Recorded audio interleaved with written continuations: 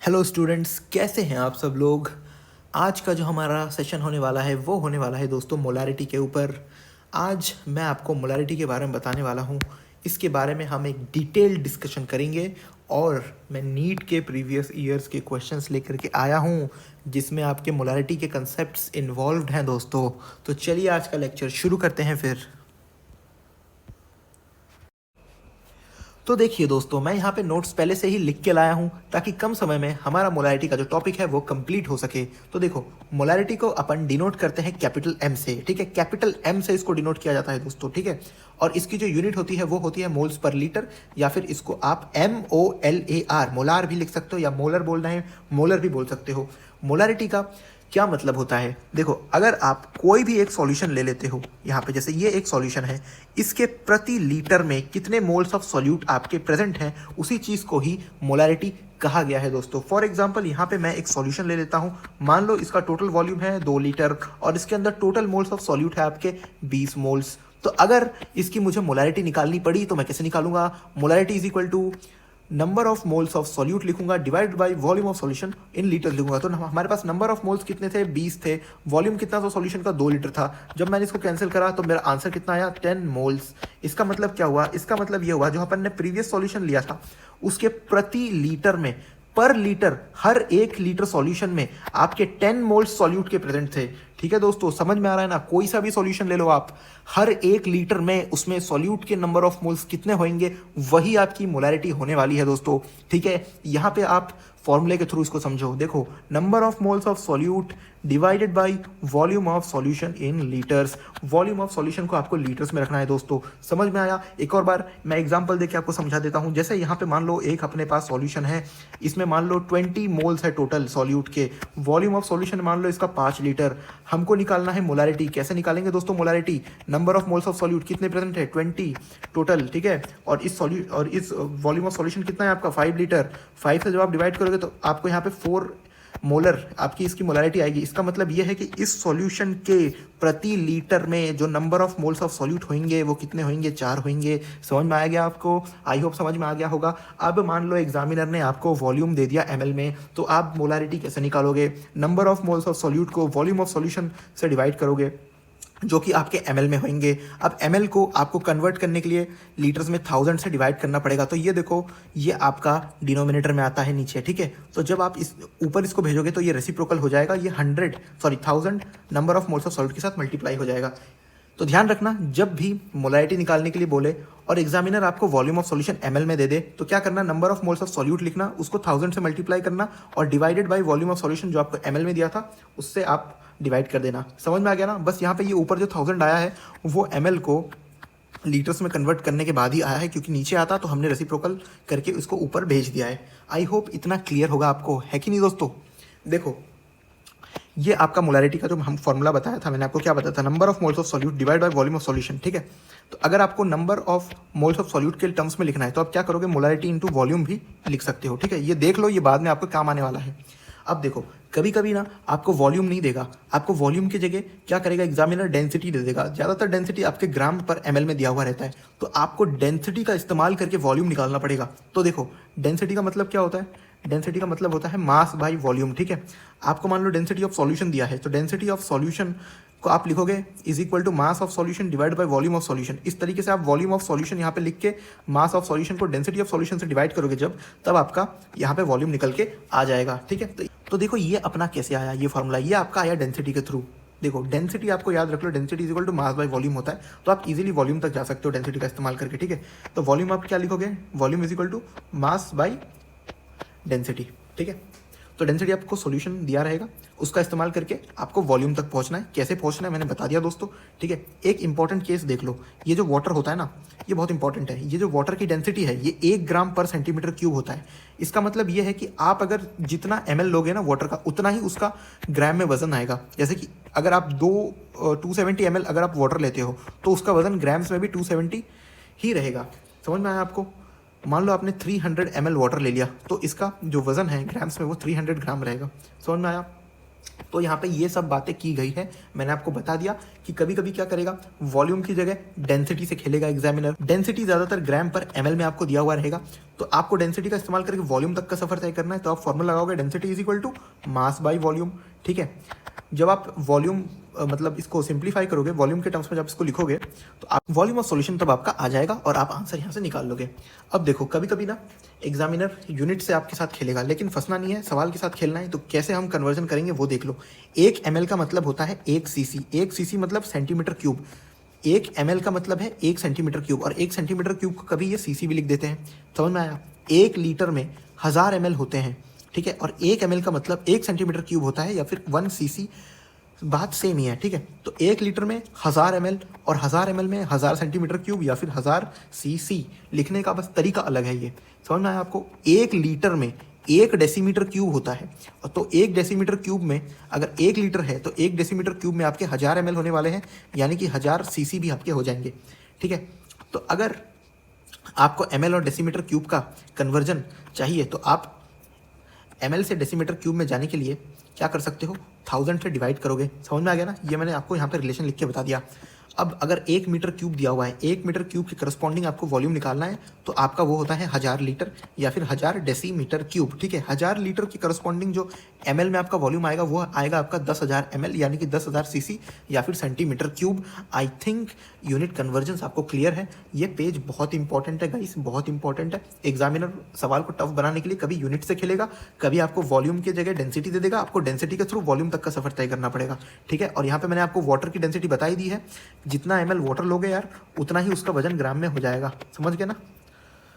Okay, देखो अब एक बहुत इंपॉर्टेंट मैं चीज़ आपको बताने वाला हूँ, जैसे effect of dilution. Effect of dilution में क्या होता है, देखो जैसे ये आपका H2SO4 का सॉल्यूशन है। ठीक है, इनिशियल केस लेते हैं इसका, जैसे मान लो 200 ml था और इसकी मोलारिटी कितनी थी, 20 मोलर थी। आपने बाहर से ऐड करा सॉल्वेंट। सॉल्वेंट ज़्यादातर यहाँ पे पानी होता है। जब आप सॉल्वेंट ऐड करोगे तो क्या हो जाएगा, सॉल्वेंट ऐड करके करके करते करते आप वॉल्यूम ऑफ सॉल्यूशन को बढ़ा दोगे। मान लो आपने 300 ml सॉल्वेंट ऐड करा, तो पहले 200 ml था, अब आपने 300 ml ऐड करा, तो वॉल्यूम ऑफ सॉल्यूशन क्या हो जाएगा, बढ़ के आपका 500 ml हो जाने वाला है। समझ में आया? अब जैसे ही वॉल्यूम ऑफ सॉल्यूशन बढ़ रहा है, आप देखो यहाँ से मोलरिटी घट के 20 मोलर से 8 मोलर हो गया है। तो ऐसा क्यों होता है, इस चीज़ को समझना है। मैंने लिखा है वाई दिस इज हैपनिंग। ठीक है, वाई M2 डिक्रीज्ड, इसका मतलब है ड्यू टू डाइल्यूशन। डाइल्यूशन में क्या होता है, अपन सॉल्वेंट ऐड कर रहे होते हैं। जब अपन सॉल्वेंट ऐड कर रहे होते हैं ना, तो क्या होता है, बस सॉल्वेंट के ऊपर ही असर पड़ता है। नंबर ऑफ मोल्स, देखो यहाँ पे जो ये number of moles of solute जो है बिफोर डाइल्यूशन और आफ्टर डाइल्यूशन आपके कांस्टेंट ही रहते हैं। तो देखो due to dilution the volume of solution is increasing, therefore number of moles of solute present per litre of solution is decreasing, so molarity is decreasing. ये number of moles of solute per litre solution, यही तो भाई आपका molarity होता है। तो मैंने वही लिखा है कि जब अपन जब डाइल्यूशन कर रहे होते हैं तो वॉल्यूम ऑफ सॉल्यूशन बढ़ रहा होता है, जिसके कारण number of moles of solute per litre in a solution वो घट जाता है, यानी कि मोलारिटी घटता है। ऐसा क्यों होता है, इस चीज़ को जरा समझो। देखो मैंने आपसे क्या बोला, जब आप डाइल्यूशन करोगे तब आप बाहर से सॉल्वेंट डालते हो, और सॉल्वेंट डालने पर इफेक्ट बस सॉल्वेंट पर ही पड़ता है, तो उसका वॉल्यूम बढ़ जाता है। Number of moles of solute, number of moles of solute before and after dilution जितने थे उतने ही रहते हैं, जितने थे उतने ही रहते हैं दोस्तों। समझ में आ गया? मोलारिटी का कम होने का कारण क्या है, देखो यहाँ पे देखो पहले वाले केस में, दोनों ही केस में देखो, दोनों ही केस में number of moles of solute बराबर है। ठीक है, तो पहले वाले केस में इतना सा वॉल्यूम था, यानी कि 200 ml था, इसके अंदर ही सारे आपके सॉल्यूट के मोल्स प्रेजेंट थे। अब जब आपने डाइल्यूशन करा, बाहर से जब आपने सॉल्वेंट मिलाया, डाइल्यूशन कर करके आपने वॉल्यूम बढ़ा दिया सॉल्यूशन का, 500 ml हो गया। अब इस 500 ml में number of moles of solute तो उतने ही प्रेजेंट है ना, तो number of moles of solute देखो थोड़े थोड़े दूर दूर हो गए। तो आप जब इस सॉल्यूशन का मान लो मोलारिटी चेक करने के लिए 1 लीटर सॉल्यूशन निकालोगे, तो इसमें number of moles of solute कम आएंगे एज कम्पेयर टू इसके, क्योंकि देखो क्योंकि इसमें वॉल्यूम कम होने के कारण नंबर ऑफ मतलब मोल्स ऑफ सॉल्यूट एक दूसरे के थोड़ा पास पास है। समझ में आया आपको? इसलिए पर लीटर आपके number of moles of solute यहाँ पे ज़्यादा होंगे। समझ में आ गया? तो सिंपल सी बात है कि जब आप डाइल्यूशन करोगे तो सॉल्वेंट ऐड करोगे, सॉल्वेंट ऐड करने पर असर वॉल्यूम के ऊपर पड़ने वाला है, वॉल्यूम इंक्रीज हो जाएगा। Number of moles of solute दोनों ही केस में आपके सेम रहने वाले हैं। जब ये number of moles of solute same रहेगा तो इसको 1 मान लो, तो देखो आप देख सकते हो molarity inversely proportional to volume आ जाएगा। तो वॉल्यूम जैसे जैसे बढ़ता है मोलारिटी वैसे वैसे घटता है। ठीक है, ये तो मैथमेटिकल कंसेप्ट के तौर पर मैंने आपको ये समझाया। अब देखो फिजिकल, आप इस तरीके से फिजिकली समझ सकते हो कि वॉल्यूम कम था तो number of moles of solute दोनों ही केस में बराबर थे, तो इसमें देखो, इसमें ज़्यादा पास पास थे क्योंकि वॉल्यूम कम था, इसमें आपने वॉल्यूम बढ़ाया, देखो number of moles of solute दूर दूर चले गए। तो इसलिए पर लीटर सॉल्यूशन में यहाँ पे आपके number of moles of solute per litre solution में डिक्रीज किए, यानी कि यहाँ पे मोलैरिटी आपकी डिक्रीज कर गई। समझ में आया? तो देखो हमने क्या सीखा था, हमने ये भी देख लिया था कि नंबर ऑफ मोल्स के फॉर्म में मोलैरिटी को कैसे लिखते हैं, मोलैरिटी इनटू वॉल्यूम लिखते हैं, ठीक है ना दोस्तों। अब दोनों ही केस में नंबर ऑफ मोल्स तो बराबर है, ठीक है। यहाँ पे देखो बिफोर डाइल्यूशन मान लो मोलैरिटी m1 थी, वॉल्यूम v1 था। आफ्टर डाइल्यूशन आपने क्या करा, सॉल्वेंट मिलाया, तो देखो बढ़ गया है ना वॉल्यूम v2, ठीक है, v2 बढ़ गया आपका। और यहाँ पे आप मान लो आपको m2 निकालने के लिए बोला है, तो देखो number of moles of solute तो बराबर ही होते हैं दोनों साइड। तो number of moles of solute के टर्म्स में अगर फॉर्मूला अपन लिखे n इज इक्वल टू, यहाँ पे आएगा आपका m1 v1, और यहाँ पे आपका क्या आएगा, number of moles of solute is equal to m2 v2, ठीक है। तो यहाँ पे आप क्या लिख सकते हो, m1 v1 is equal to m2 v2। समझ में आया? तो इस तरीके से अगर आपको यहाँ पे देखो m2 निकालने के लिए बोलेगा, क्वेश्चंस पे ज़्यादातर यही होता है, आपको मतलब डाइल्यूशन करके दे देगा, फिर आपसे बोलेगा कि भाई आप क्या करो, मोलैरिटी निकालो, ठीक है। आप समझ जाओगे डाइल्यूशन के केस में number of moles of solute बराबर होते हैं, तो number of moles of solute के टर्म्स में आप दोनों इक्वेशन को जब आप लिखोगे तो m1 v1 equal to m2 v2 आएगा, इसको डाइल्यूशन इक्वेशन बोलते हैं। तो अगर आपको यहाँ से m2 निकालना है तो आप क्या करोगे, m1 v1 divided by v2 कर दोगे, तो आपका यहाँ से देखो m2 ईजिली निकल जाएगा। समझ में आया दोस्तों? मैंने आपको ये चीज़ इफेक्ट ऑफ डाइल्यूशन की सॉल्वेंट डालने पर किस तरीके से मोलैरिटी पे असर पड़ता है, ये मैंने आपको समझाने की कोशिश करी है। ध्यान रखना, जब आप डाइल्यूशन करोगे number of moles of solute नहीं बदलेंगे, और उसी के बेसिस पे हमने ये पूरा जो कंसेप्ट है समझा है, ठीक है ना। जैसे ये देखो क्वेश्चन नंबर 1.3, ये NCERT का सवाल है। तो देखो कैलकुलेट द मोलैरिटी, मोलैरिटी निकालने के लिए बोला है for each of the following solution. पहला वाला है 30 grams of cobalt nitrate hexahydrate in 4.3 litre solution, ठीक है। ये कोबाल्ट नाइट्रेट हेक्साहाइड्रेट आपको दिया हुआ है, इसका जो मोलर मास होता है वो होता है 298 ग्राम पर मोल, ठीक है। एग्जाम में दिया रहेगा, NCERT है तो इसलिए नहीं, यहाँ पे गिवन है आपको, ठीक है। दूसरा पार्ट आपको बोला है 30 ml ऑफ 0.5 कैपिटल M है, कैपिटल M से क्या समझोगे, मोलैरिटी है, ठीक है। 30 ml of 0.5 molar H2SO4 diluted to 500 ml। यार डाइल्यूशन का सवाल है जो अपन पढ़ के आए हैं, ठीक है। तो पहले पार्ट 2 कर लेते हैं, उसके बाद पार्ट 1 करेंगे। देखो क्या बोला है, H2SO4 है आपके पास, ठीक है। बिफोर डाइल्यूशन की कहानी है, 30 ml आपको दे रखा है, और मोलैरिटी कितनी है, 0.5 मोलर, ठीक है। ये V1 हो गया आपका, ये आपका M1 हो गया। उसके बाद डाइल्यूटेड टू 500 ml, तो इसकी मोलैरिटी क्या होगी after dilution, after dilution volume कितना हो गया, V2 कितना हो गया, 500 ml हो गया। अब आपसे पूछा है कि M2 इसकी मोलैरिटी क्या होने वाली है। समझ गए दोस्तों, number of moles of solute दोनों ही तरफ बराबर होंगे। तो अगर आप यहाँ पे मोलैरिटी का फॉर्मूला लिखते हो, number of moles of solute divide by volume of solution in litres, क्योंकि दोनों side number of moles of solute बराबर है, तो इसको अपन नंबर ऑफ मोल्स के टर्म्स में लिख लेंगे। Number of moles of solute is equal to molarity into volume, ठीक है। तो इस साइड के लिए अगर अपन लिखे number of moles of solute, को पेन का कलर चेंज कर लेता हूँ, number of moles of solute क्या आ जाएगा, M1 इंटू V1। यहाँ पे क्या आ जाएगा, number of moles of solute M2 into V2। देखो दोनों जगह number of moles of solute बराबर है, तो इनको अपन इक्वल नहीं पुट कर सकते क्या, जरूर पुट कर सकते हैं। तो डाइल्यूशन इक्वेशन आ गया अपना M1 V1 is equal to M2 V2। ये सीधा सीधा बेटा याद कर लो, बहुत आपको आसान रहेगा, ये इतना सब कुछ आपको नहीं करना पड़ेगा, ठीक है। मैं समझाने के लिए कर रहा हूँ। ये M2 आपको निकालने के लिए बोला है। देखो M2 आपका क्या हो जाएगा, M1 V1 divided by V2, ठीक है। तो यहाँ पे जगह कम पड़ रही है, यहाँ पे सॉल्व कर रहा हूँ। देखो M1 V1 divide by V2, तो M1 आपका कितना है, M1 है आपका 0.5 मोलर, ठीक है। यहाँ पे लिखता हूँ 0.5, और वॉल्यूम कितना है आपका V1, वॉल्यूम V1 है आपका 30 ml डिवाइडेड बाई V2 कितना हो जाएगा आपका 500 ml। तो यहाँ पे मैं ml इसलिए लिख रहा हूँ कि कोई इंसान सोचेगा यार ml में क्यों रख दिया, क्योंकि मोलैरिटी की यूनिट, क्योंकि यहाँ पे देखो रेड पेन से मार्क करता हूँ, मोलैरिटी की यूनिट तो यार मोल पर लीटर होता है, ठीक है। तो यहाँ पे ml क्यों रख दिया है बेटा, देखो इस ml इसलिए रखा है, इसलिए नहीं कन्वर्ट करा मैंने इसको लीटर में, क्योंकि ऊपर भी ml है नीचे भी ml है, तो ml कट जाएगा, तो इसलिए यहाँ पे कोई दिक्कत नहीं होने वाली है हमको, ठीक है। तो जब आप यहाँ पे आंसर निकालोगे पूरा सब कुछ करके, तो आपका यहाँ पे आंसर कितना आएगा पता है, 0.03 मोलर, MOLAR, कैपिटल M लिख देना ध्यान से, 0.03 ये कैपिटल M लिखना। समझ में आया? अगर कैपिटल M नहीं लिखना तो या तो मोलर लिख दो या फिर 0.03 मोल्स पर लीटर ऐसे लिख सकते हो। अगर सिंबल से डिनोट करना है तो बार बार बोल रहा हूँ कैपिटल एम लिखना फॉर मोलैरिटी। समझ में आ गया ये क्वेश्चन का सेकंड वाला पार्ट। अब देखो फर्स्ट वाला पार्ट करते हैं, तो मैं ये रफ कर देता हूँ, ठीक है ना यार, जगह कम है इसलिए मिटाना पड़ रहा है, ठीक है। तो मेरी हैंडराइटिंग थोड़ी सी गंदी है तो थोड़ा आप कोऑपरेट कर लेना गाइस, ठीक है। मैं विद टाइम जो है ना इम्प्रूव करने का मैंने प्लान बनाया है कि इम्प्रूव करूँगा, लेकिन विद टाइम ही होगा वो, है ना। देखो फर्स्ट वाले पार्ट में आपसे बोला है 30 grams of cobalt nitrate in 4.3 litre solution, इसकी मोलैरिटी निकालो। बहुत आसान सवाल है, कैसे करेंगे देखो, डायरेक्ट मोलैरिटी का फॉर्मूला लिख दो। मोलैरिटी का मतलब क्या होता है, number of moles of solute divide by volume of solution in litres, ठीक है। यहाँ पे देखो 4.3 लीटर अपन को लीटर में ही दिया है, तो अपन को कन्वर्जन का कोई झंझट नहीं है। तो number of moles of solute कैसे निकलता है बेटा, जरा देखो इधर, आराम से देखो इधर, आराम से देखो। Number of moles of solute क्या हो जाएगा, given weight divided by molar mass, ठीक है। Given weight divided by molar mass. जिन लोगों ने यार मोल कंसेप्ट का मतलब लेक्चर नहीं देखा और जिनको मोल्स निकालने में दिक्कत है, पूरे मोल कंसेप्ट को मैंने बहुत अच्छी तरीके से समझाया है, वीडियो भी बनाए हैं, जाके देख सकते हो, ठीक है। वहाँ पे मैंने ये मोल्स निकालना अलग अलग तरीकों से सिखाया है, ठीक है ना। तो ये मोलैरिटी लिख दो, number of moles of solute, given weight कितना है आपको 30, ठीक है, और divided by cobalt nitrate hexahydrate का मोलर मास 291, ये आपका आ गया number of moles of solute, ठीक है। ये number of moles of solute निकाला, इसको डिवाइड करा वॉल्यूम ऑफ सॉल्यूशन से। वॉल्यूम ऑफ सॉल्यूशन कितना है 4.3 लीटर, ये लिख दो इधर 4.3 लीटर, है ना।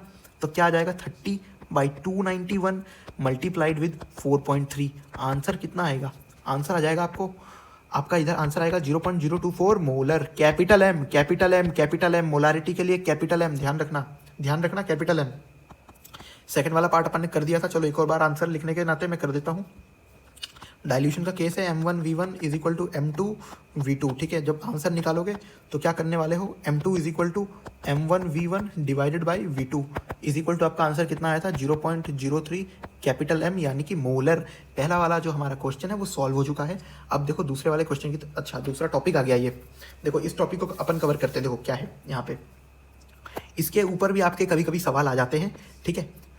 देखो molarity of mixture same substances का, आप सवाल में देखोगे जब भी मोलारिटी मिक्सचर्स की बात करेगा ना वो सेम सब्सटेंस की बात करेगा। इसमें क्या होता है बेटा, इसमें ये होता है कि देखो दो आपको सेम सॉल्यूशन दिया जाएगा, इन दोनों को आपको मिक्स करके एक तीसरा सॉल्यूशन बनाना पड़ेगा जो कि इन्हीं का ही सॉल्यूशन होगा, लेकिन इनके देखो वॉल्यूम बढ़ गई, ठीक है, और इन दोनों के जो नंबर ऑफ मोल्स है वो भी आपको प्लस करके इसमें इस वाले सॉल्यूशन में मिलने वाला है। देखो जैसे ये पहला है आपका, ठीक है, इसमें नंबर ऑफ मोल्स ऑफ मतलब HCl मतलब सॉल्यूट कितने हैं N1 है, इसमें कितने हैं आपके N2 है, तो दोनों को आपने मिक्स करा, सेम ही सॉल्यूशन है, तो नंबर ऑफ मोल्स क्योंकि सेम है तो ये प्लस नहीं होगा क्या, ज़रूर प्लस होगा। तो देखो यहाँ पे N3 मिल गया, ठीक है।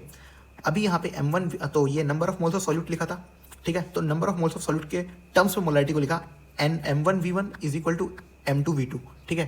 तो यहाँ पे अपन को क्या मिला M3v3 मिला, ठीक है। तब देखो यहाँ पे अपन M3 को कैसे निकालेंगे, M3 निकालने के लिए अपन क्या करेंगे, M1 देखो M1v1 प्लस में M2, यार पेन ही नहीं चल रहा, प्लस में M2v2 डिवाइडेड बाई आप क्या करोगे V3 से, ठीक है। जब आप दो सेम सॉल्यूशन को मिलाते हो तीसरा सॉल्यूशन बनाने के लिए और तीसरे सॉल्यूशन की आपको मोलैरिटी पूछी जाए तो आप क्या करते हो, M1v1 पहले वाले का प्लस दूसरे वाले का M2v2 करते हो डिवाइडेड बाई V3 आप कर दोगे। V3 आपका क्या होता है, V3 volume of solution 1 plus volume of solution 2, क्योंकि दोनों के वॉल्यूम जब मिक्स होंगे तो तीसरे का वॉल्यूम बढ़ेगा ना, है कि नहीं। तो ये आप फॉर्मूला ध्यान में रख लो, बहुत आसान है, और देखना इस पर मस्त सवाल आए हैं। देखो जैसे कि ये वाला सवाल आया था एम्स 2011 में, ये वाला सवाल आया था। देखो two solution of non electrolyte are mixed in the following manner, 480 ml of 1.5 molar first solution and 520 ml of 1.2 molar second solution,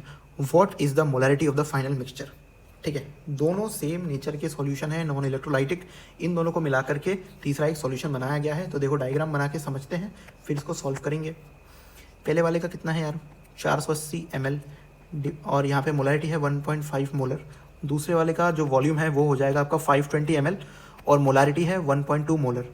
तो पूछा है इन दोनों को मिक्स करके जब आपने तीसरा सॉल्यूशन बनाया है तो इसकी आपकी मोलारिटी क्या होगी, तो M3 मैं इसको लिख लेता हूँ, ठीक है ना। तो देखो फॉर्मूला बताया था, दो सॉल्यूशन के मिक्सचर से जब तीसरा सॉल्यूशन बनाया जाए तो उसकी मोलारिटी निकालने के लिए आपको क्या करना पड़ेगा, आपको करना पड़ेगा M1v1 प्लस में M2v2 डिवाइडेड कर दो इनके टोटल वॉल्यूम से, यानी कि V1 प्लस V2, ये V1 प्लस V2 ही यहाँ पे V3 था, ठीक है, समझे। तो M1 कितना था यहाँ पे, M1 था 1.5, ठीक है, मल्टीप्लाइड विद 480 ml प्लस में M2 कितना था आपका 1.2 मोलर मल्टीप्लाइड विद 520 ml। ठीक है, 480 प्लस 520, यहाँ पे देखो 480 प्लस में 520 करोगे तो कितना आ जाएगा, 1000 ml आ जाएगा। ठीक है, अभी किसी स्टूडेंट को अगर ऐसा लग रहा है कि यहाँ पे वॉल्यूम ml में दिया हुआ था तो बदला क्यों नहीं लीटर्स में, तो देखो ऊपर भी वॉल्यूम है और नीचे भी वॉल्यूम है, तो दोनों ही जगह मैंने सेम यूनिट रखी है ml और ml, तो ये यार कट जाएंगे, कोई फर्क पड़ेगा नहीं इससे। ठीक है, तो देखो इसको कैसे सॉल्व करेंगे अपन, इसको सॉल्व करने के लिए देखो 3/2 इंटू 480 कर लो प्लस में 12/10 मल्टीप्लाई 520 कर लो डिवाइडेड बाई कर दो इसको 1000। ठीक है, यहाँ पे 2 से 480 को काटोगे तो 240 आएगा, यहाँ पे 10 से ऊपर एक ज़ीरो कैंसिल करोगे तो कितना 52 आ जाएगा। तो यहाँ पे आपका जो आएगा वो इस तरीके से आएगा कि 3 into 240 plus 12 into 52 divided by 1000। जब इसको सॉल्व करोगे ना तो आपका जो आंसर आएगा वो आपका आ जाएगा 1.344 कैपिटल M। यानी कि जब आप इन दोनों सॉल्यूशन को मिक्स करके एक तीसरा सॉल्यूशन मिलाओगे मतलब बनाओगे तो तीसरे सॉल्यूशन की जो मोलारिटी M3 है वो 1.334 मोलर आपका आने वाला है। समझ गए? ये क्वेश्चन है क्वेश्चन नंबर 4, इसको थोड़ी देर बात करते हैं अपन, है ना। आइए नेक्स्ट क्वेश्चन देखते हैं। इसमें आपसे बोला है कि 6.02 into 10⁻20 molecules of urea are present in 100 ml of it solution, then the concentration of the solution is. Concentration of solution पूछा है और ऑप्शन में सब कैपिटल M है। कैपिटल M का मतलब आपका मोलारिटी पूछा हुआ है। ठीक है, तो हमें बताना है। देखो यहाँ पे इतने मॉलिक्यूल्स दिया है हमको, ठीक है, तो हम गिवन नंबर ऑफ मॉलिक्यूल्स से मोल्स निकाल लेंगे। मोल्स कैसे हो जाएंगे, नंबर बाई एवोगैड्रो नंबर। ठीक है, नंबर कितना गिवन है 6.02, 6.02 को 10⁻20 को 6.02 इंटू 10⁻20 को आप जब एवोगैड्रो नंबर से डिवाइड करोगे तो आपके नंबर ऑफ मोल्स निकल के आते हैं। देखो इसको सॉल्व करते कुछ इस तरीके से हम, इसका आपका जो सॉल्यूशन होगा इस तरीके से होगा, molarity is equal to number of moles of solute divided by volume of solution divided by volume of solution in litres. ठीक है, इक्वल टू लगाओ, number of moles of solute क्या हो जाएगा, नंबर बाय एवोगैड्रो नंबर। ठीक है, divided by volume of solution in litres. ठीक है, ये यहाँ डिवीजन में है तो आपको पता है क्या हो जाएगा, number by Avogadro number into volume of solution. Number कितना गिवन है गाइस, नंबर है आपको यहाँ पे 6.02 इंटू 10⁻20 डिवाइड कर दो एवोगैड्रो नंबर से, वो कितना होता है आपका 6.022 इंटू 10⁻23। अब यहाँ पे सिंप्लीफाई मेरे लिए आसानी रहे तो मैं 6.022 से ये 2 यहाँ से गायब कर देता हूँ। ठीक है, मेरे लिए आसान रहेगा सॉल्व करने के लिए।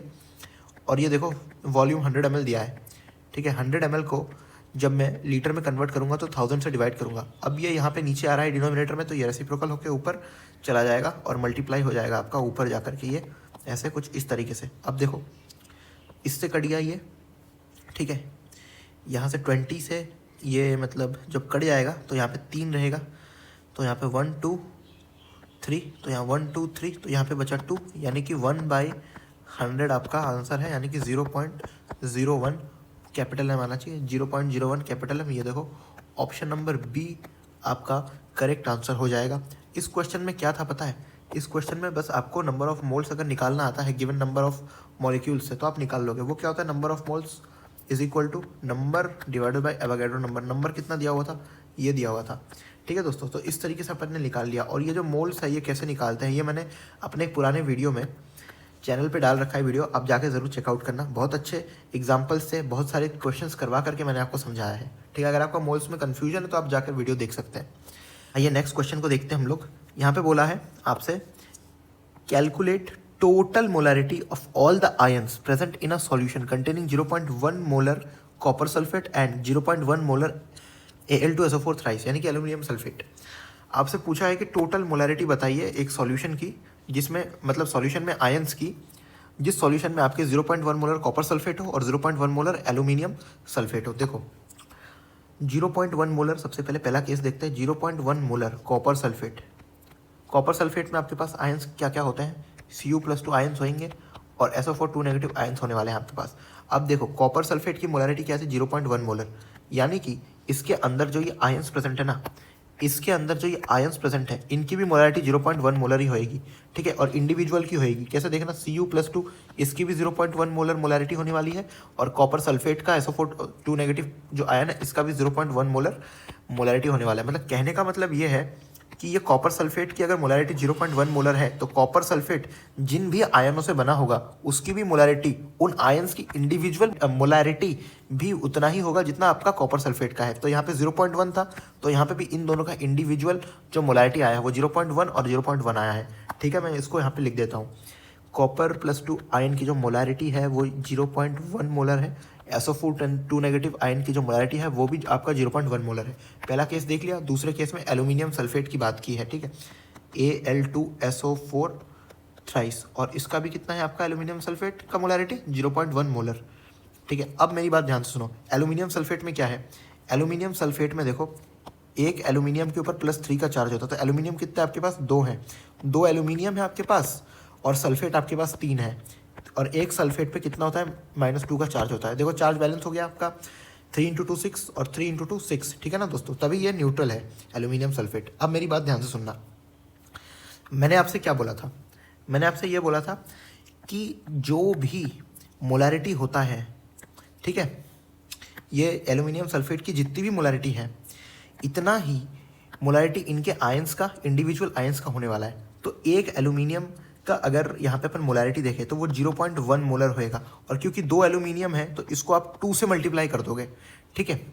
और ये देखो यहाँ पे सल्फेट है, सल्फेट की भी मोलारिटी 0.1 होने वाली है, 0.1 करो, और सल्फेट कितना है 3, तो इसको 3 से मल्टीप्लाई कर दो, यानी कि एल्यूमिनियम सल्फेट में जो Al2 आपका प्रेजेंट है, जो Al2 प्रेजेंट है इसकी मोलारिटी आपकी कितनी हो जाएगी 0.2 मोलर, और जो ये SO4 थ्राइस आपका प्रेजेंट है इसकी मोलारिटी कितनी हो जाएगी 0.3 मोलर। समझ में आ गया। अब यहाँ पे क्वेश्चन में क्या पूछा है कि टोटल मोलारिटी ऑफ आयंस बताइए। टोटल मोलारिटी ऑफ आयंस बताने के लिए आपको जितने भी आयंस यहाँ पे आएंगे ना, कॉपर सल्फेट और एल्यूमिनियम सल्फेट, इन सबको प्लस करना पड़ेगा। देखो कॉपर सल्फेट में कॉपर का 0.1 था, तो 0.1 + 0.1 यानी कि 0.2 हो गया। उसके बाद 0.3 0.4 0.4 हो गया, 0.4 + 0.3 यानी 0.7 मोलर आपका ये आंसर हो जाएगा। समझ गए? आई थिंक समझ गए होंगे, है ना। 0.7 मोलर आपका आंसर हो जाएगा। लास्ट में अपन ने क्या करा, हमने सबको जोड़ दिया है, ठीक है। ये एल्यूमिनियम सल्फेट वाला केस अगर किसी को समझ में नहीं आया, देखो एल्यूमिनियम सल्फेट की मोलारिटी 0.1 मोलर थी, इसका मतलब इसके अंदर जो एल्यूमिनियम प्रेजेंट है और जो सल्फेट प्रेजेंट है इनकी भी मोलारिटी 0.1 मोलर और 0.1 मोलर होनी चाहिए। लेकिन कंडीशन क्या थी कि एल्यूमिनियम जो आपके थे ना Al+3 आयन वो असल में 2 थे, तो इसके लिए मैंने इसको 0.1 को 2 से मल्टीप्लाई कर दिया, जिससे मेरे को Al2 का मोलारिटी मिल गया, और 3 SO4 थे, ठीक है। तो इसलिए 3 से 0.1 को मल्टीप्लाई करना पड़ा, तब जाकर मेरे 3 SO4 3 नेगेटिव की मोलारिटी यहाँ पे आई, ठीक है। तो आपको ध्यान भी रखना है कि मतलब कितने हैं आपके, ठीक है, यहाँ पे। तो इस तरीके से आप इस क्वेश्चन को भी सॉल्व कर लोगे, है ना। देखिए अगला क्या है, relation between molarity and molality, ठीक है। कभी कभी ऐसा भी होता है कि क्वेश्चन में मोलालिटी दिया हुआ रहेगा, आपसे मोलारिटी पूछ लेगा, और उस समय क्या होता है डेंसिटी भी दिया हुआ रहता है। देखो मोलारिटी अगर आपको निकालना है यूजिंग मोलालिटी एंड डेंसिटी, तो कैसे निकालोगे, मोलारिटी आपका हो जाएगा 1000 multiplied with molality multiplied with density. Density को आप किस में रखोगे, ग्राम पर ml में रखने वाले हो यहाँ पे डेंसिटी, ठीक है। डिवाइडेड बाई 1000 प्लस में molarity multiplied with molar mass of solute, ठीक है। तो ये फॉर्मूला ध्यान रख लेना, बहुत इंपॉर्टेंट है। यहाँ पे जो डेंसिटी है मैंने बता दिया, ग्राम पर ml में आप रखने वाले हो। ये वाला जो सवाल है इसमें आपसे क्या बोला है, देखो solution contains 1 mole of NaCl dissolved in 1 kg of water, the density of solution is 1.05 gram per ml, then find molarity, ठीक है।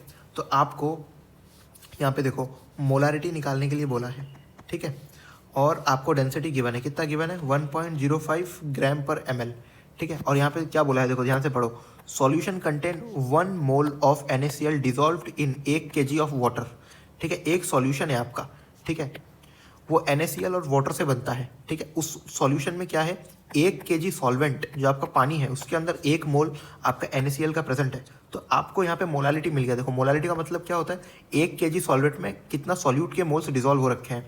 तो यहाँ पे दे रखा है 1 kg सॉल्वेंट में 1 मोल मतलब सॉल्यूट का डिजॉल्व हो रखा है, और यहाँ पे सॉल्वेंट देखो पानी है, सॉल्यूट है आपका NaCl। तो आपका यहाँ पे मोलालिटी स्मॉल m से डिनोट करते हुआ आ जाएगा 1 मोलल, ठीक है। अब आप क्या करोगे, ऊपर वाला फॉर्मूला यहाँ पे इस्तेमाल कर लोगे और आपका आंसर निकाल लोगे। वो कैसे निकलेगा, देखो इस तरीके से। आप क्या लिखने वाले हो, आपको निकालना है मोलारिटी, तो मोलारिटी इज इक्वल टू 1000, ठीक है। मोलारिटी लिखो, मोलारिटी आपका कितना है 1, डेंसिटी 1.05, ठीक है। ग्राम पर ml में रखना डेंसिटी को, उसको इसको डिवाइड कर दो 1000, ठीक है। प्लस में मोलारिटी कितना है 1 मोलर, तो 1 मोलर से प्लस कर दिया। Molar mass of solute, molar mass of solute NaCl है, NaCl का मोलर मास कितना होता है 58.5 ग्राम पर मोल, ठीक है। तो यहाँ पे मोलर मास ऑफ सॉल्यूट से आप इसको मल्टीप्लाई कर दो 58.5, और इसको जब सॉल्व करोगे तब आपका आंसर आ जाएगा। वो कितना आएगा मैं आपको बता दे रहा हूँ, रुको। आपका आंसर 0.025 मोलर, अप्रॉक्सीमेटली इतना ही आपका आंसर आने वाला है, ठीक है। तो देखो ऊपर देख लो, हमने क्या पढ़ा, relation between molarity and molality, ठीक है। अगर आपको मोलालिटी गिवन है, डेंसिटी गिवन है और मोलारिटी पूछा है, तो आप इस फॉर्मूले का इस्तेमाल करके मोलारिटी निकाल सकते हो। तो देखिए गाइस, यहाँ पे आपको एक और इम्पॉर्टेंट चीज़ मैं बताना चाहता हूँ, और वो ये है कि मोलारिटी जो है ना आपका टेम्परेचर पर डिपेंड करता है। वो क्यों करता है ज़रा देखो। अगर आप मोलारिटी का फॉर्मूला लिखते हो, मोलारिटी आपका क्या होता है, molarity is equal to number of moles of solute divided by volume of solution in litres, ठीक है। Volume of solution in litres में आप रखते हो। देखो बात ये है कि मोलारिटी में ना वॉल्यूम का टर्म आ रहा है, और वॉल्यूम जो है ये आपका टेम्परेचर डिपेंडेंट होता है। जैसे जैसे आप टेम्परेचर बढ़ाओगे ना, ये जो वॉल्यूम ऑफ सॉल्यूशन है ये घटने लगेगा, और जैसे ही वॉल्यूम ऑफ सॉल्यूशन घटने लगेगा आपका मोलारिटी जो है बढ़ता जाएगा। तो मोलारिटी आपका टेम्परेचर पे कैसे डिपेंड कर रहा है, देखो जैसे जैसे आप टेम्परेचर बढ़ा रहे हो मोलारिटी भी आपका बढ़ रहा है। क्यों ऐसा हो रहा है, बिकॉज वॉल्यूम ऑफ सॉल्यूशन घटता जा रहा है ना। जैसे जैसे आपने टेम्परेचर बढ़ाया वॉल्यूम ऑफ सॉल्यूशन घटा, अब वॉल्यूम ऑफ सॉल्यूशन घट रहा है, इसलिए आपका जो ये मोलारिटी है, ये मोलारिटी आपका इंक्रीज होता जा रहा है। समझ गए ना दोस्तों। यहाँ पे लिख दो मोलारिटी, इस तरीके से लिखो इसको, molarity is directly proportional to temperature, ये ध्यान रखना। और टेम्परेचर क्या होता है, इनवर्सली प्रोपोर्शनल टू वॉल्यूम, ये भी चीज़ ध्यान रख लेना आप यहाँ पे, ठीक है। जैसे जैसे टेम्परेचर बढ़ाओगे आप, ठीक है, वॉल्यूम घटेगा और आपका क्या है, मोलारिटी बढ़ने वाला है। तो कभी कभी सवाल पूछते हैं कि मोलारिटी और मोलालिटी में कौन सा बेटर तरीका है कंसंट्रेशन ऑफ सॉल्यूट को डिनोट करने का। आपका आंसर हो जाएगा मोलालिटी। ऐसा क्यों, ऐसा इसलिए बिकॉज मोलालिटी जो है ना आपका टेम्परेचर पे डिपेंड नहीं करता। क्यों डिपेंड नहीं करता, अगर इसका फॉर्मूला लिखते हो तो आपको क्या मिलता है, molality is equal to number of moles of solute divide by mass of solvent in kg. इसके डिनोमिनेटर में देखो मास का टर्म आ रहा है, और मास आपका टेम्परेचर पर डिपेंड नहीं करता, इसलिए चाहे आप टेम्परेचर बढ़ाओ घटाओ, मोलालिटी जो है आपका हमेशा ही कांस्टेंट रहता है। इसलिए जो है molality is superior than molarity. समझ में आ गया दोस्तों, ये चीज़ बहुत इंपॉर्टेंट है, एग्जाम में पूछ लेते हैं, तो मैंने आपको देखो यहाँ पे बता दिया है। जैसे जैसे टेम्परेचर बढ़ाओगे वैसे वॉल्यूम ऑफ सॉल्यूशन आपका घटेगा और मोलारिटी आपका बढ़ जाएगा। इसका मतलब क्या हुआ, मोलारिटी टेम्परेचर पे डिपेंड कर रहा है और कैसे डायरेक्टली प्रोपोर्शनल रिलेशन है। समझ गए दोस्तों। ये देखिए क्वेश्चन नंबर 6, इसमें आपसे क्या बोला गया है, to prepare solution of concentration 0.03 gram per mole of AgNO3 what amount of AgNO3, यानी कि इसका वेट पूछा है। गिवन वेट आपको दिया नहीं, अब की बार में पूछा है x मान लिया इसको।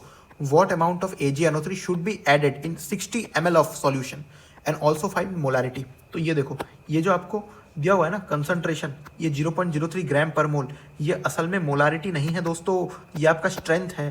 देखो स्ट्रेंथ और मोलारिटी के बारे में एक बार अपन समझते हैं, फिर अपन इन दोनों के बीच में रिलेशन देखेंगे। देखो मोलारिटी क्या पढ़ाया था, मोलारिटी का मतलब क्या होता है, number of moles of solute, formula लिख देता हूँ, प्रेजेंट इन पर लीटर ऑफ सॉल्यूशन, यानी वॉल्यूम ऑफ सॉल्यूशन को लीटर्स में आप लिखते हो, ठीक है। तो इसका मतलब ये हो गया कि पर लीटर सॉल्यूशन में सॉल्यूट के मोल्स कितने प्रेजेंट होंगे। Number of moles of solute कैसे निकालते हैं अपन, गिवन वेट, ठीक है, divided by molar mass. Solute का जितना गिवन वेट होगा उसको सॉल्यूट के मोलर मास से डिवाइड कर देंगे, मोलारिटी निकल जाएगा। तो ये number of moles of solute ऊपर आपके यहाँ पे आ चुका है। डिवाइड बाय क्या कर दोगे, volume of solution in litres में, volume of solution in litres में। जब आप इसको थोड़ा अच्छे से लिखोगे तब ये आपका आ जाएगा given weight of solute divided by molar mass, ठीक है, डिवाइड बाय मोलर मास मल्टीप्लाई में इधर आपका वॉल्यूम आता है, ठीक है। समझ गए होगे, इतना मैथ्स तो शायद आप लोग को आता होगा। अब देखो स्ट्रेंथ का मतलब क्या होता है, स्ट्रेंथ का मतलब ये होता है कि पर लीटर सॉल्यूशन में सॉल्यूट कितने अमाउंट में प्रेजेंट है, मतलब पर लीटर सॉल्यूशन में कितने ग्राम सॉल्यूट प्रेजेंट है, ये आपका स्ट्रेंथ होता है। तो देखो strength is equal to amount of solute, ठीक है, वेट ऑफ सॉल्यूट जिसको अपन ने मान लो x माना है, या फिर अमाउंट ऑफ सॉल्यूट जो कि अपन ग्राम्स में लेते हैं, समझ गए ना, इसकी यूनिट अपन ग्राम्स में लेने वाले हैं, divided by volume of solution in litres. समझ गए दोस्तों। तो देखो मोलारिटी का मतलब है 1 लीटर सॉल्यूशन में कितने number of moles of solute present है, और स्ट्रेंथ का मतलब है 1 लीटर सॉल्यूशन में कितने आपके सॉल्यूट का अमाउंट प्रेजेंट है। तो अब आप यहाँ से ज़रा ध्यान से देखो, ये वेट बाय वॉल्यूम होता है आपका स्ट्रेंथ, और यहाँ पे देखो मोलारिटी, यहाँ पे वेट और यहाँ पे वॉल्यूम, वेट बाय वॉल्यूम आ गया। तो आप मोलारिटी को क्या लिखोगे, आप लिखोगे मोलारिटी का मतलब होता है strength by molar mass, molarity is equal to strength by molar mass, ठीक है। तो स्ट्रेंथ बाय मोलर मास आप यहाँ पे लिख लोगे। तो आपसे पहले वाले केस में क्या पूछा गया है, पहले वाले केस में आपसे पूछा गया है कि कितने अमाउंट में AgNO3 मिलाओगे, ठीक है, 60 ml सॉल्यूशन में, ताकि उसकी स्ट्रेंथ 0.03 ग्राम पर ml बन जाए। तो देखो इसको सॉल्व करते हैं अपन, है ना। देखो पेज यहाँ पे ऐड कर लेता हूँ। स्ट्रेंथ आपको 0.03 ग्राम पर ml दिया हुआ है, ठीक है, ग्राम पर ml। इसको ग्राम पर लीटर में अगर अपन कन्वर्ट करेंगे तो क्या हो जाएगा, ml यहाँ पे नीचे आएगा, तो ml को 1000 से डिवाइड करेंगे तो ऊपर मल्टीप्लाई हो जाएगा 1000 का, यानी 0.03 इंटू यहाँ पे जब आप 1000 का मल्टीप्लाई करोगे तो 1 2 नीचे डेसिमल कट के 2 0, यानी कि इसका स्ट्रेंथ हो जाएगा 30 ग्राम पर लीटर, ठीक है। देखो 30 ग्राम पर लीटर आ गया स्ट्रेंथ, और आपसे कितना पूछा है, अमाउंट पूछा है, what amount of AgNO3, amount को आप x मान लो, ठीक है, और वॉल्यूम ऑफ सॉल्यूशन 60 ml दिया हुआ है, तो यहाँ पे 60 ml को आप कन्वर्ट कर लो, ठीक है, लीटर्स में। तो यहाँ पे से आपका x कितना आ जाएगा, x आपका आ जाएगा 60 इंटू 30 डिवाइडेड बाई 1000, यहाँ से 1 0 कटा, यहाँ से 1 0 कटा, तो ये आपका आता है 18/10, यानी कि आपका आ जाएगा 1.8 ग्राम्स। है क्या 1.8 आंसर में, ये रहा दोस्तों, ये रहा ऑप्शन नंबर फर्स्ट आपका आंसर हो जाएगा। ऑल्सो फाइंड मोलारिटी, भाई मोलारिटी निकालने के लिए बोला है, वो भी निकाल देंगे। मोलारिटी का मतलब क्या होता है, number of moles of solute, number of moles of solute कितना है यहाँ पे हमने निकाल लिया, यहाँ पे से देखो 1.8 है, 1.8, ठीक है। AgNO3 का अगर हमको मोलर मास मिल जाता तो अपन निकाल लेते। तो देखो AgNO3 का मोलर मास कितना होने वाला है, ऑलमोस्ट इक्वल टू होता है आपका 180 ग्राम के बराबर, ठीक है। ये आपके number of moles of solute आ गए। वॉल्यूम ऑफ सॉल्यूशन आप देख लो 60 ml दिया हुआ है, तो यहाँ 60 ml लिखा, ऊपर 60 ml को कन्वर्ट करने के लिए 1000 से ऊपर मल्टीप्लाई कर दिया। तो ये इसको सॉल्व करोगे आपका मोलारिटी भी यहाँ से निकल जाएगा। समझ में आ गया दोस्तों। मोलारिटी और स्ट्रेंथ में रिलेशन बताया, molarity is equal to strength divided by molar mass of solute, ध्यान रखना, molarity is equal to strength divided by molar mass of solute. यहाँ से अपन ने ये सीखा इस क्वेश्चन से। नेक्स्ट क्वेश्चन देखो गाइस, क्वेश्चन नंबर 7 देखते हैं। क्वेश्चन नंबर 7 में अपन से क्या बोला हुआ है, 5.85 ग्राम ऑफ NaCl जिसका मॉलिक्यूलर वेट है 58.5 is dissolved in water and the solution is made up to 0.5 litre, the molarity of the solution. ठीक है, बड़ा आसान सवाल है, इजी फॉर्मूला बेस्ड सवाल है। ये देखो 2011 में ये सवाल पूछा गया था, molarity is equal to number of moles of solute divided by volume of solution in litres. देखो number of moles of solute कैसे निकालेंगे, गिवन वेट दिया हुआ है 5.85 डिवाइड बाय इसका मॉलिक्यूलर वेट है 58.5, इससे डिवाइड करा, वॉल्यूम ऑफ सॉल्यूशन आपका लीटर्स में दिया हुआ है 0.5 लीटर है, यानी कि 500 ml है आपका। ठीक है, तो यहाँ 0.5 इधर रख लो, ऊपर एक मतलब डेसिमल काट के 0 यहाँ पे लिख लो, नीचे डेसिमल हटा के 2 0 इधर और 1 0 इधर। 100 से ये 100 कट गया, इससे ये कट गया। ठीक है, तो मतलब इसका आंसर आ जाएगा 1/5। 1/5 कितना होता है यार, 1/5 आपका हो जाएगा, ऊपर 10 लिख लो, नीचे भी 10 लिख लो, 5 2 10, यानी कि 0.2 molar. Option number 1 will be your correct answer. देख रहे हो कितने आसान सवाल आते हैं, इजीली कर सकते हो। मोलरिटी का कंसेप्ट अगर समझ जाओगे तो बताना मुझे समझ में आ रहा है क्या, मज़ा आ रहा है क्या लेक्चर में। देखिए दोस्तों नेक्स्ट क्वेश्चन देखते हैं, ये आपका असल में NCERT का सवाल है। ये जो नेक्स्ट क्वेश्चन है ये आपके NCERT का क्वेश्चन है। ठीक है, देखो इसमें आपसे क्या बोला है, इसमें आपसे बोला है कैलकुलेट मोलारिटी, कि आप मोलारिटी को कैलकुलेट कीजिए। असल में यहाँ पे मोलारिटी और मोल फ्रैक्शन भी कैलकुलेट करने के लिए बोला था, लेकिन आज के वीडियो लेक्चर में मोलारिटी ही कवर होने वाला है, तो इसलिए मोलारिटी को ही अपन कैलकुलेट करना सीखेंगे। Calculate molarity of KI if the density of 20% mass by mass KI is this. ठीक है, डेंसिटी दिया हुआ है, मोलारिटी निकालने के लिए पूछा है और बोला है कि 20% मास बाय मास KI का एक्वस सॉल्यूशन का डेंसिटी इतना है। 20% मास बाय मास KI का मतलब ये होता है कि जब भी परसेंटेज की बात करें, और यहाँ पे देखो मास बाय मास की बात कर रहा है, ठीक है, जब भी परसेंटेज की बात करें या मास बाय मास की यहाँ पे बात कर रहा है, तो टोटल सॉल्यूशन का वजन मान लिया करो 100 ग्राम है, यानी कि ये सॉल्यूट प्लस सॉल्वेंट जो सॉल्यूशन है उसका वजन इतना है। ठीक है, सॉल्यूट का वजन देखो दिया हुआ है, डेंसिटी ऑफ क्या है 20 ग्राम, सॉरी 20% मास बाय मास, तो यहाँ पे ये 20 ग्राम हो जाएगा। और यहाँ पे एक्वस क्या है, एक्वस क्या है मतलब सॉल्वेंट आपका पानी है, तो सॉल्वेंट का वजन कितना हो जाएगा 80 ग्राम। ठीक है, अब मोलारिटी निकालने के लिए आपको क्या करना पड़ेगा, molarity is equal to number of moles of solute divided by volume of solution in litre करना पड़ेगा। अब वॉल्यूम ऑफ सॉल्यूशन तो भाई हमको पता है नहीं, डेंसिटी पता है। देखो डेंसिटी यहाँ पे कितना है, डेंसिटी है 1.202 ग्राम पर एम एल। देखो मैंने कहा था ना ग्राम पर एम एल में दिया हुआ रहेगा, ये डेंसिटी आपका सॉल्यूशन का है। तो वॉल्यूम कैसे निकालोगे, तो डेंसिटी का फॉर्मूला होता है density is equal to mass by volume, तो वॉल्यूम इधर आपका हो जाएगा मास बाय डेंसिटी। ठीक है, वॉल्यूम हमको सॉल्यूशन का निकालना है, ठीक है, क्योंकि डेंसिटी भी सॉल्यूशन का गिवन है तो मास भी सॉल्यूशन का ही रखना पड़ेगा। सॉल्यूशन का मास है तो सॉल्यूशन का मास देखो, सॉल्यूट का मास प्लस में सॉल्वेंट का मास 80 प्लस 20 100 आ जाएगा। तो मास को अपन लिखेंगे 100 ग्राम डिवाइड बाय डेंसिटी 1.202। इसको जब आप सॉल्व करोगे ना तो आपका जो वॉल्यूम आएगा वो आपका आ जाएगा 83.394 ml में आएगा, क्योंकि यहाँ पे ग्राम पर ml था। ठीक है, इसको आपको कन्वर्ट करना पड़ेगा लीटर्स में मोलारिटी निकालने के लिए। तो देखो यहाँ पे मोलारिटी का मतलब क्या हो जाएगा, number of moles of solute, given weight कितना है 20, और ये के का जो मोलर मास होता है वो होता है 166। ठीक है, वॉल्यूम ऑफ सॉल्यूशन आपको कितना दिया हुआ है 83.394, इतना अपन ने निकाला है, ये ml में है। ये किस में दोस्तों, ml में है, ये ml में है। तो इसको लीटर में कन्वर्ट करने के लिए 1000 से मैं यहाँ पे डिवाइड करूँगा। जब मैं यहाँ पे 1000 से डिवाइड करता हूँ तो ये रेसिप्रोकल होकर यहाँ पे ऊपर आ जाएगा। क्या आ जाएगा दोस्तों, ऊपर आ जाएगा। तो मैं ऊपर 1000 से इधर से मल्टीप्लाई कर देता हूँ। ठीक है, तो जब आप इसको सॉल्व करोगे ना, जब आप इसको सॉल्व करोगे तो आपका जो आंसर आएगा वो आएगा आपका 1.44 मोलर। करके देख लेना, यही आएगा। मैंने बेसिक कंसेप्ट समझा दिया है कि कैसे आप मोलारिटी इस सॉल्यूशन में निकालोगे डेंसिटी का इस्तेमाल करते हुए। और ये 20% मास बाय मास का मतलब क्या होता है वो भी समझाया है कि ये सॉल्यूट का मास है, और ये एक्वस सॉल्वेंट जो है इसका 80 जी मास होगा, क्योंकि जब भी परसेंटेज में बोले ना तब टोटल मास ऑफ सॉल्यूशन को 100 ग्राम मान लिया करो, क्योंकि 100 मतलब क्योंकि परसेंटेज 100 में से ही होएगा। ठीक है ना, समझ गए, बहुत आसान सवाल था ये। आइए नेक्स्ट क्वेश्चन देखते हैं, क्वेश्चन नंबर 9, 2007 में ये पूछा गया था। Concentrated aqueous sulphuric acid is 98% H2SO4 by mass has a density this. Volume of acid required to make 1 liter of 0.1 molar H2SO4 solution. कुछ समझ में आया? अगर आपको तो वीडियो पॉज करिए और ट्राई करिए। तो आई होप आपने अटेम्प्ट कर लिया होगा ये 9th क्वेश्चन। अगर आपको नहीं समझ में आया तो मैं आपको समझाता हूँ। देखिए इस क्वेश्चन के यार 2 पार्ट्स हैं। पहले वाले पार्ट में आपको दिया हुआ है concentrated aqueous sulphuric acid 98% H2SO4 by mass, जिसकी डेंसिटी है 1.80 ग्राम पर ml।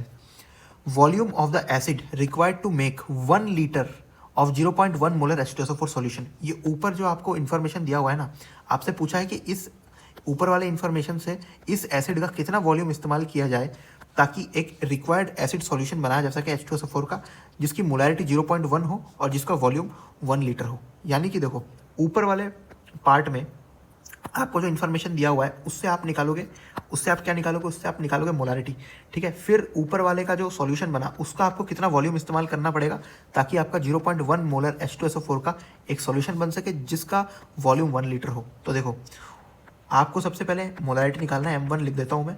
ठीक है, उसके बाद इसका आपको वॉल्यूम पता करना है, V1 आपको पता करना है, ताकि आपका 0.1 मोलर H2SO4 सॉल्यूशन बन सके जिसका वॉल्यूम होगा 1 लीटर। यानी कि आपको V2 दिया हुआ है 1 लीटर और आपको M2 दिया हुआ है क्या 0.1 मोलर।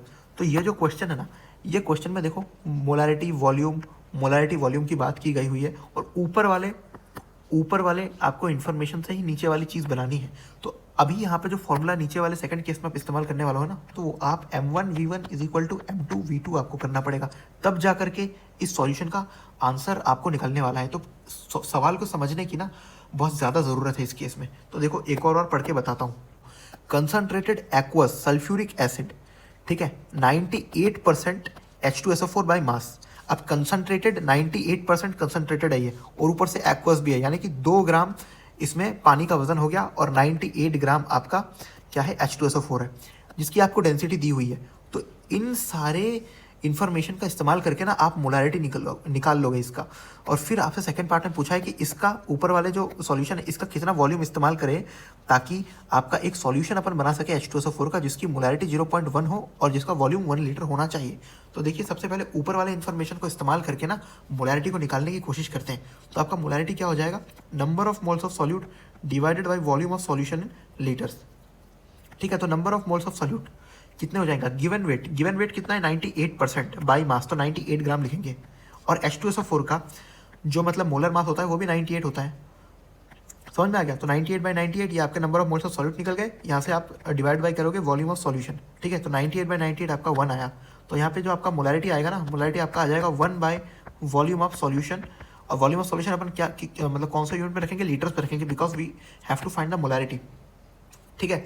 तो ये डेंसिटी दिया हुआ है, देखो डेंसिटी का इस्तेमाल करके ना वॉल्यूम तक का सफर तय करना पड़ेगा। Density is equal to mass by volume, तो आपका वॉल्यूम यहाँ से क्या आ जाएगा, mass by density. Density of यहाँ पे देखो सॉल्यूशन दिया हुआ है, कितना दिया हुआ है 1.80, इसलिए वॉल्यूम ऑफ सॉल्यूशन निकलेगा, तो आपको मास ऑफ सॉल्यूशन रखना पड़ेगा। मास ऑफ सॉल्यूशन 100 रखोगे, 100 grams divided by 1.80 gram per ml।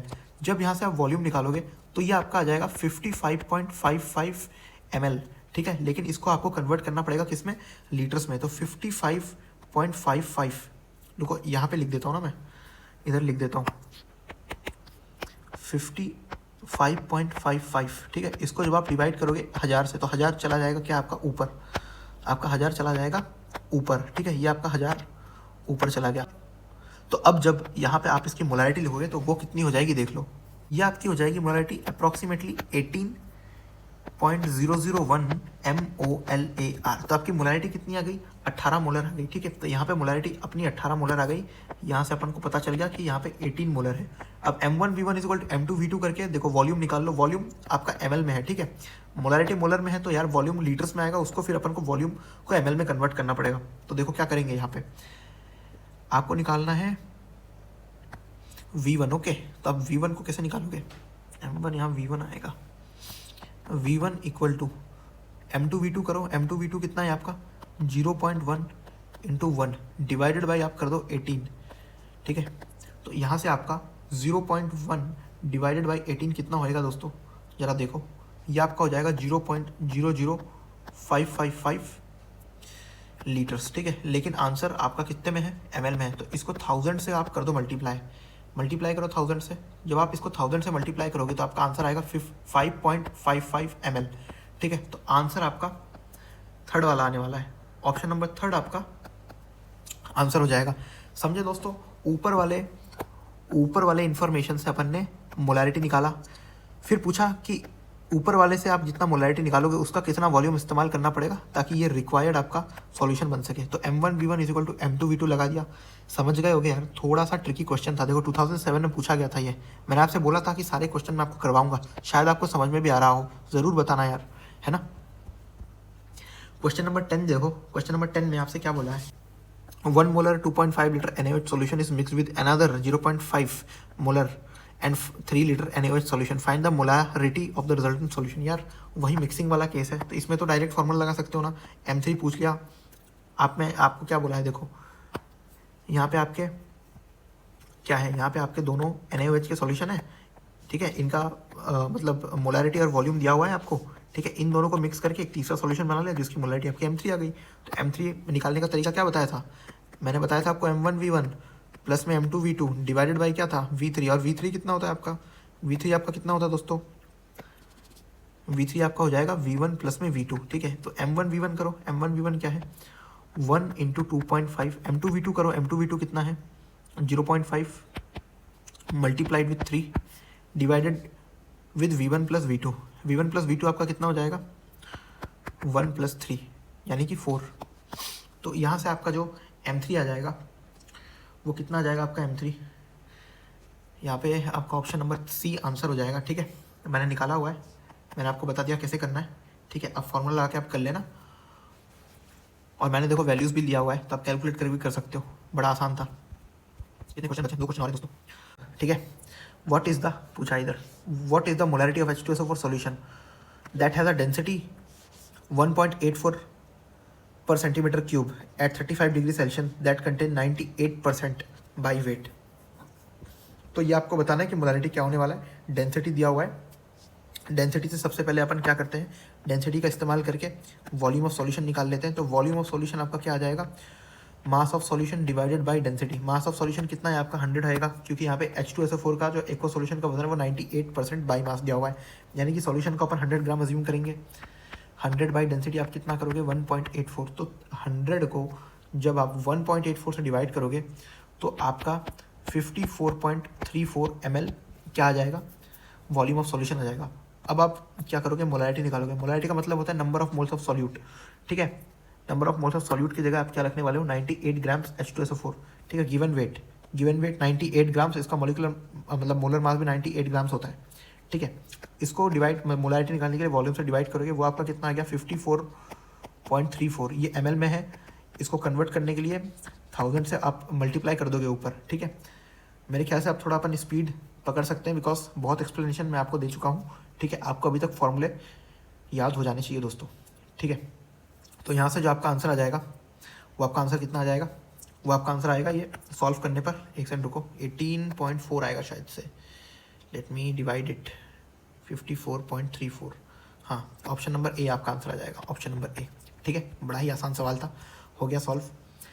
ये देखो 13th नंबर क्वेश्चन, ये आपसे क्या कहता है, how many grams of ethanol should be added to water to prepare 150 ml of solution of 2 molar ethanol, ठीक है। मोलारिटी का सवाल है यार, देखो molarity is equal to number of moles of solute, एक बार लास्ट क्वेश्चन है तो अच्छे से लिख के बता देता हूँ, divided by volume of solution in litres, number of moles of solute, how many grams of CH3COO, क्या बोल रहा हूँ मैं, how many grams of CH3OH should be added, मतलब given weight by molar mass divided by volume of solution in litre. आपको ये पूछा गया कि कितना वेट आपको मिलाना पड़ेगा। तो मोलर मास अगर आप यहाँ पे निकालते हो, जैसे CH3OH है ये, ठीक है, मिथेनॉल है, तो ये 12, 4 कार्बन है तो ये 4, और ये ऑक्सीजन है एक, तो ये 16, तो ये कितना हो जाएगा 32 ग्राम पर मोल, इसका मोलर मास हो जाएगा, ठीक है। और मोलैरिटी 2 मोलर दिया हुआ है, तो 2 molar is equal to x अपन मोलर मास कितना हो जाएगा 32 ग्राम पर मोल, ठीक है। नीचे आपका वॉल्यूम दे रखा है 150 ml, 150 ml को मतलब लीटर में कन्वर्ट करने के लिए 1000 से डिवाइड करेंगे। जैसे ही 1000 से डिवाइड करा, 1000 चला गया कहाँ आपका ऊपर, तो यहाँ पे 1000 आप ऊपर भेजोगे। जैसे ही आप यहाँ पे x की वैल्यू फाइंड आउट करने जाओगे, तो आपका जो x है वो आपका x आने वाला है कितना दोस्तों, तो x आ जाएगा आपका कितना 9.6 ग्राम्स, है ना। तो ऑप्शन नंबर सी इसका करेक्ट आंसर आएगा, क्या, ऑप्शन नंबर सी, ठीक है। तो देखिए जो क्वेश्चन हमने छोड़ा था वो एक तगड़ा सा सवाल था 2013 का, ठीक है। इसमें आपसे क्या बोला है, ये देखो आप, how many grams of concentrated nitric acid solution should be used to prepare 250 ml of 2 molar conc HNO3, the concentrated acid is 70% HNO3, ठीक है। तो आपसे पूछा है कि कितने ग्राम कंसंट्रेटेड नाइट्रिक एसिड के सॉल्यूशन का आपको इस्तेमाल करना चाहिए ताकि आप 250 ml ऑफ 2 मोलर HNO3 बना पाओ। सेकंड लाइन में आपसे बोला है the concentrated acid is 70% HNO3, मतलब 70% कंसंट्रेटेड है, ठीक है। तो यहाँ पे नीचे वाले लाइन से आप ये समझ सकते हो 70% HNO3 का मतलब है अगर 100 ग्राम का सॉल्यूशन है, जैसे 100 ग्राम का सॉल्यूशन है, ठीक है, तो 70 ग्राम उसमें क्या है HNO3 है। तो आप ये समझ सकते हो ना कि यहाँ पे सॉल्यूशन का जो 70% जो मास है, ठीक है, वो HNO3 का मास है, ठीक है। यहाँ से अपन इस तरीके से भी इसको समझ सकते हैं, देखो the concentrated acid is 70% HNO3, इस चीज़ को जैसा मैंने अभी आपसे बोला कि 70% सॉल्यूशन का मास HNO3 है, तो इसको अपन ऐसे भी समझ सकते हैं। और इस क्वेश्चन को समझने के लिए, सॉल्व करने के लिए आपको ऐसे ही समझना पड़ेगा। देखो the concentrated acid is 70% HNO3, इसका मतलब 100 ग्राम का अगर सॉल्यूशन है तो 100 ग्राम के सॉल्यूशन में 70 ग्राम्स आपका HNO3 है। तो मैं यहाँ से कह सकता हूँ क्या, मैं यहाँ से कह सकता हूँ ना आपका कि सॉल्यूशन का जो 70% मास है, ठीक है, वो आपका क्या है, मास ऑफ HNO3 है। नीचे वाले 9 से मैंने ये मतलब निकाला, ऊपर वाले 9 से मैं how many grams of concentrated nitric acid निकाल लूँगा। देखना कैसे निकालता हूँ, देखो मोलैरिटी मेरे को दिया हुआ है 2 मोलर, तो मोलैरिटी का formula molarity is equal to number of moles of solute divide by volume of solution in litres. तो देखो मोलैरिटी लिखो 2 molar is equal to number of moles of solute, number of moles of solute given mass जो अपन को निकालना है divide by molecular mass nitric acid का होता है 63 ग्राम पर मोल, ठीक है।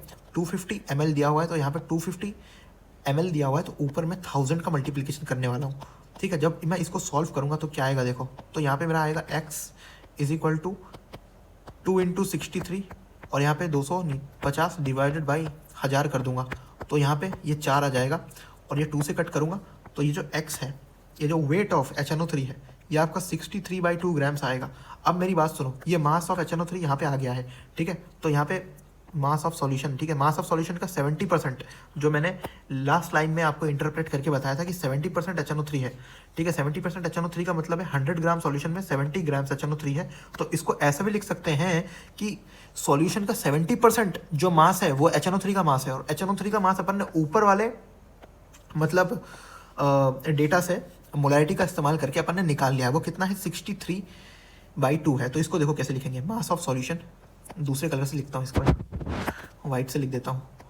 मास ऑफ सॉल्यूशन वो आपका कितना है, 70% मास ऑफ HNO3 निकाल चुके हैं अपन, 63/2। समझ में आ गया। तो यहाँ से आपका कितना हो जाएगा, मास को मान लो यार x मान लो, बहुत लिखना पड़ेगा वरना। यहाँ पे आपका आ जाएगा 63/2 है ना, 63/2 इंटू 100 बाई यहाँ पे 70। यहाँ पे जब आप इसको सॉल्व करोगे ना, जब आप इसको यहाँ पे सॉल्व करोगे तो आपका आंसर आ जाएगा 45 ग्राम्स आएगा आंसर, ठीक है। तो ये ऑप्शन नंबर सी दोस्तों आपका आंसर होने वाला है। तो यार इसी के साथ ये जो मोलैरिटी का जो वीडियो लेक्चर था ये हमने कंप्लीट कर लिया है यार, और बहुत सारे सवाल मैंने आपको करा दिए, PYQ करा दिया यार, नीट के PYQ करा दिए, ठीक है। स्कूल वाले सवाल तो ऐसे उड़ा दोगे आप, स्कूल में तो आपसे ये पूछेंगे भी नहीं ये सारी चीज़ें, ठीक है। लेकिन मैंने आपको मोलैरिटी के ना यार, मेरा यकीन मानो, मैंने आपके लिए ये जो वीडियो बनाया ना, इसमें मोलैरिटी के मैंने बहुत अच्छे सवाल आपको करवाए हैं। शायद मैं आपको समझा भी पाया हूँ। आपको वीडियो अगर अच्छा लगे तो प्लीज़ यार लाइक करना, चैनल को सब्सक्राइब करना। मैं ऐसे कंटेंट आपके लिए लेकर के आता रहूँगा, ठीक है। आप बताना कौन सा टॉपिक में आपको डिफिकल्टी फेस सबसे ज़्यादा आपको करनी पड़ती है केमिस्ट्री में, बताना, मैं उसको आसान बना करके आपको समझाने की कोशिश करूँगा। शायद आपको वीडियो लेक्चर पसंद आया हो, ठीक है दोस्तों, समझ गए होगे। तो देखो यार, इसको एक और बार समझा दूँ क्या, क्वेश्चन नंबर 4 को एक और बार समझा दूँ क्या, ठीक है। एक और बार समझा देता हूँ, ये सब मैं पूरा रब करके एक और बार समझा देता हूँ। मेरी बात सुनो, अपन ने किया क्या, सबसे पहले समझो। How many gram of concentrated nitric acid solution दिया हुआ था, तो इसीलिए मास ऑफ यहाँ पे सॉल्यूशन लिखा, ठीक है। How many gram of concentrated nitric acid solution should be use to prepare 250 ml of 2 molar HNO3, ठीक है। The concentrated acid is 70% HNO3, ठीक है। कंसंट्रेटेड एसिड आपका 70% HNO3 है, समझ गए बात। तो मतलब 70% अगर HNO3 है तो ठीक है, तो अगर 100 ग्राम का सॉल्यूशन है तो उसमें 70 ग्राम HNO3 है, मतलब सॉल्यूशन का 70% मास HNO3 का मास है। और ये HNO3 का कितना मास है, ये मैं ऊपर वाले पैराग्राफ को पढ़ करके, मेरा मतलब ऊपर वाले लाइन को पढ़ करके मैं ये निकाल सकता हूँ मोलैरिटी के थ्रू, ठीक है। तो मैंने मोलैरिटी के थ्रू निकाला और उसको मास ऑफ HNO3 की जगह पुट किया, जिससे मेरा मास ऑफ, ये देखो, mass of concentrated nitric acid solution 45 grams मेरा यहाँ पे आ गया। तो इसको मैं रब करता हूँ, वापस समझाता हूँ, देखो कैसे करा है मैंने इस क्वेश्चन को सॉल्व। तो देखो अपन ने क्या करा, अपन ने how many grams of concentrated nitric acid solution अपन से पूछा हुआ था, should be use to prepare 250 ml of 2 molar HNO3, ठीक है। The concentrated acid is 70% HNO3, जैसा मैंने आपको बताया था 70% HNO3 है, मतलब 100 ग्राम्स अगर आपका सॉल्यूशन है उसमें 70 ग्राम HNO3 है। 70 ग्राम HNO3 का मतलब है सॉल्यूशन का जो, ये देखो, मास ऑफ सॉल्यूशन का जो 70% मास है ना, वो मास ऑफ आपका HNO3 है, वो मास ऑफ HNO3 है। ये है क्वेश्चन का क्लिक, ये है आपके इस क्वेश्चन का क्लिक, ठीक है। जब ये चीज़ लिख लोगे तो इजीली सॉल्व हो जाएगा। अब देखो ऊपर वाले पे चलते हैं ना, ऊपर वाले डेटा से देखो, ये मोलैरिटी के थ्रू आप हाउ मेनी ग्राम्स यानी कि गिवन वेट निकाल सकते हो नाइट्रिक एसिड का। तो मोलैरिटी आपका कितना है, 2 मोलर, कलर चेंज कर लेता हूँ। मोलैरिटी आपका कितना है भाई, मोलैरिटी 2 मोलर है। गिवन वेट आपको पता करना है, नाइट्रिक एसिड का वेट आपका 63 ग्राम पर मोल होएगा, ठीक है। तो ये गिवन वेट, ये डिवाइड बाय मोलर मास, ये आपका कितना हो गया, नंबर ऑफ मोल्स हो गया, ठीक है। अब 250 ml दिया हुआ है, तो 250 ml को जब आप लीटर में कन्वर्ट करोगे तो ऊपर आपको 1000 भेजना पड़ेगा। यहाँ से जब आपने x निकाला यानी कि मास ऑफ HNO3, वो आपका कितना आया, 63/2 ग्राम्स आ गया। शायद 63/2 ग्राम्स ही आया था ना, लोगों एक बार चेक कर लेता हूँ। यहाँ पे ऊपर 4 और यहाँ पे 2, हाँ दोस्तों 63/2 ग्राम्स ही आया था। फिर आपने क्या करा, ये मास ऑफ सॉल्यूशन आपने निकाला, जो कि क्या था, 70% मास था HNO3, मतलब सॉल्यूशन का 70% मास HNO3 का मास था। तो यहाँ पे 63 आपने 2 करा, और जब मास ऑफ सॉल्यूशन के लिए आपने इसको सॉल्व कराया, नहीं 63/2 इंटू 100/70, ये जब आपने करा सॉल्व, तो यहाँ पे से आपका जो आंसर आया वो 45 ग्राम्स आया। तो तभी ये क्वेश्चन आपका सॉल्व हुआ। तो थैंक यू गाइस, इसी के साथ आज का लेक्चर यहीं पे ख़त्म होता है। मिलते हैं आपसे नेक्स्ट वीडियो लेक्चर में, तब तक के लिए बाय दोस्तों। प्लीज़ अगर अच्छा लगे तो कमेंट करना, बताना कि कैसा लगा वीडियो, है ना। Bye bye.